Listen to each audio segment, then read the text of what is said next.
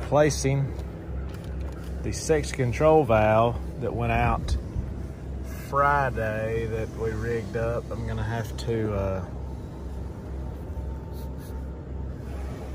stick these wires back in that plug before I mount it, and that is wired into this one that's mounted. Got the old one off. Show you what I did over here. Basically just took these 4 bolts off, and all it is that just twist on or off. Goes down that little hole right there. When the guidance system tells that section of the boom from, say, right in here to here, that it's already that it's spraying something that's already been sprayed, it will it'll cut off, but not now that it's stuck. It was stuck off, tapped it switched one time, it's stuck on. So as long as I kept the pump on, it would stay on. Wasn't that big a deal, because anything that I'm spraying right behind my left tire basically wanted to be sprayed. It would be a bigger deal out on the edge. So if I was spraying, if I was just traveling, you know, I could definitely have the pump off and it would not be spraying. So really the section control is more beneficial out towards the end of the boom, where you would be possibly overlapping on some point rows or odd shaped fields or anything like that. But I'm about to get this changed. All I'm gonna do is take this little tool that came in the kit, trace the wires back, which no piece right here. They have instructions, but I absolutely did not read them. I'm just gonna poke in there until maybe I feel something that maybe releases. Or I might have to go dig the instructions out of the garbage can. It's gonna be probably what happens.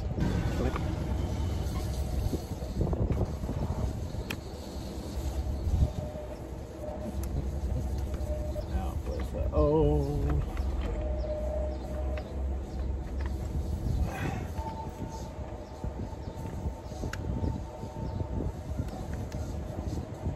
See the rust on that?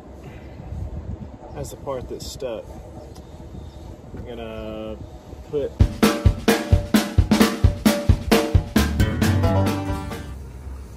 took these little bolt studs out of the bottom of it. Now I'm gonna start the other ones in right there. These are kind of locked into this plastic piece.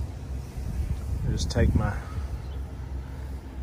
little 7/16 ratchet wrench and snug them down. It's all plugged in, should be ready to go. Okay, it's back on, snug down tight, and plugged back in. Hope it's wired up correctly. I didn't really take enough time to look at it. I think I matched the wires back up, and I looked back at the video to kind of see. Had to line up that flat piece at the bottom. Wasn't no trouble. Ready to spray again.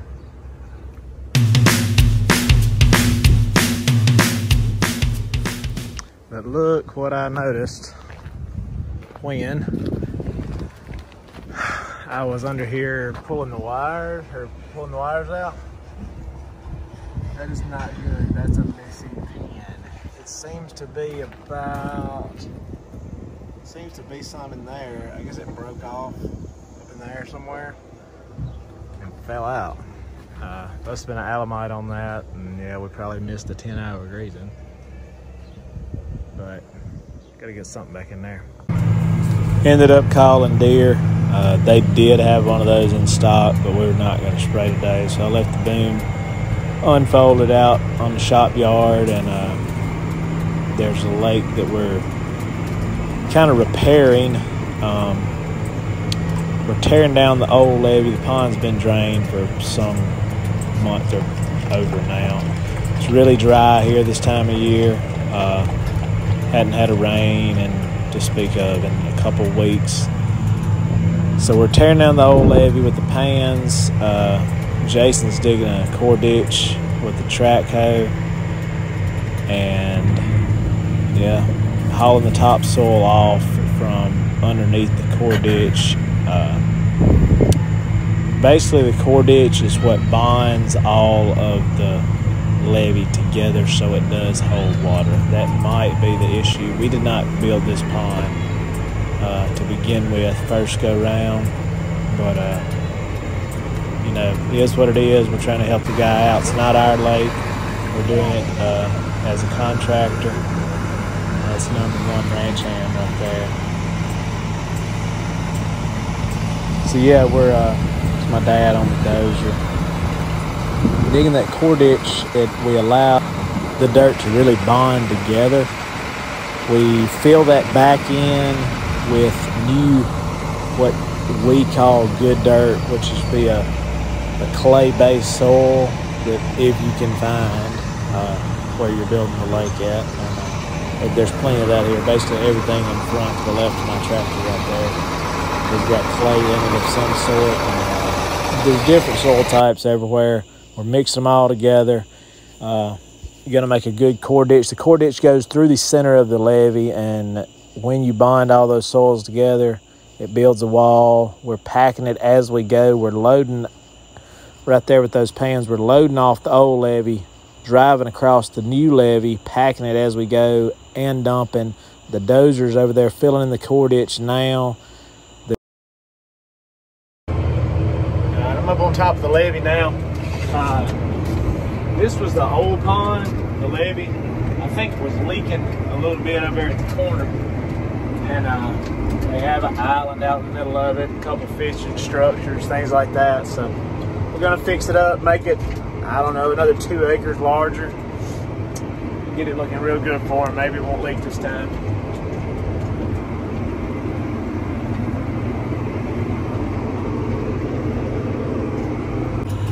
I meant to get Jason to say a little more about what the core ditch actually was. And, I mean, in a nutshell, you dig it through the center of where you're building the levee, fill it all in, pack it all together, and it creates a waterproof levee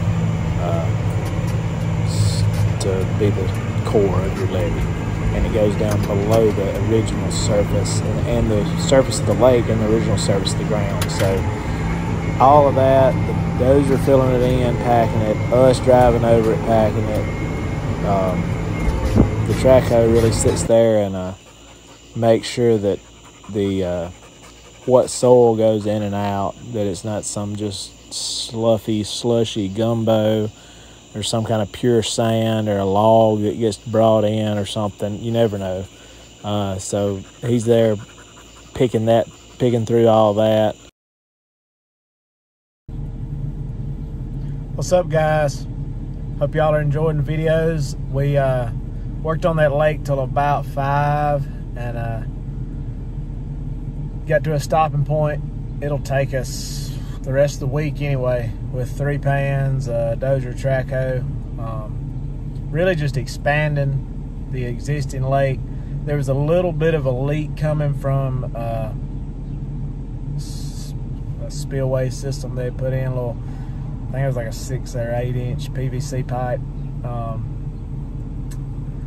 But no, we got back and everybody left, went home for the day. It's like 6:45, and the guy hauling the combine back from Missouri called us and says, "Hey, I'm coming through the scales at a state line. I'll be there in about an hour." So here we are. It's almost 7 o'clock. We're waiting on him to get here.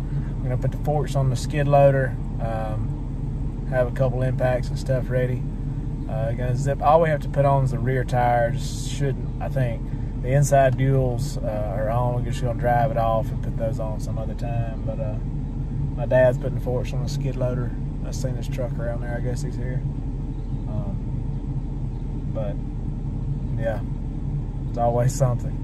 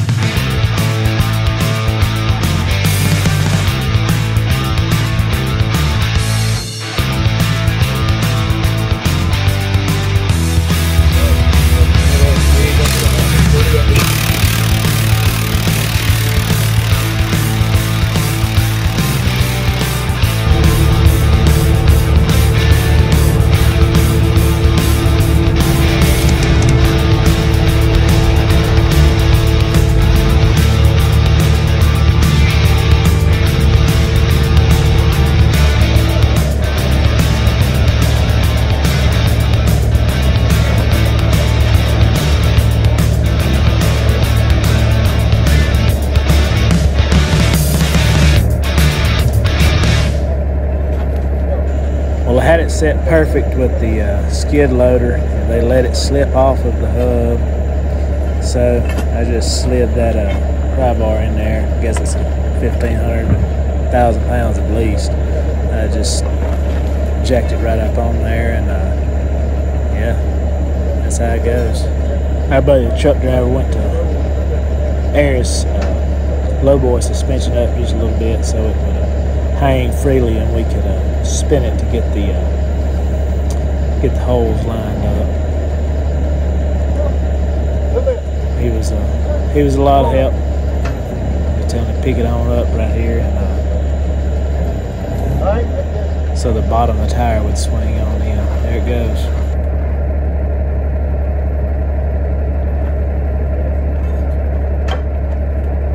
Well, it fell off again. I didn't want to bend the pry bar, so I got the skid loader. A little line up punch, couple little chain load, get that thing in there, and run it on up, ready to rock.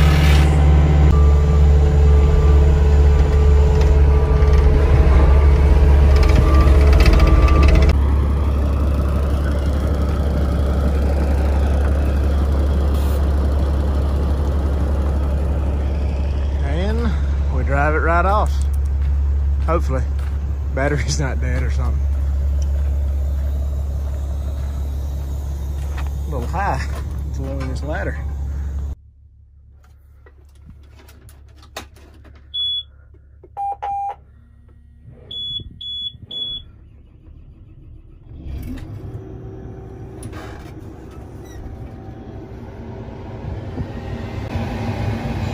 Well, this thing is quiet in the cab. I'm sure it's a lot louder with the separator on. A lot quieter than I remember any combine ever being. Well, I got it. Had to extend the little, whatever those things are, little, looks like aluminum ladders. I wasn't real sure about them, but they pulled them out and it held me up when I backed on up. So we got it off, just to put it in the shed. That's to call it a day. Thank you guys for watching. First time you with us, thanks for watching. Make sure to hit that like button, thumbs up, and subscribe to the channel. This doesn't have wheels on it. I can put it in the skinny shed right beside its little brother.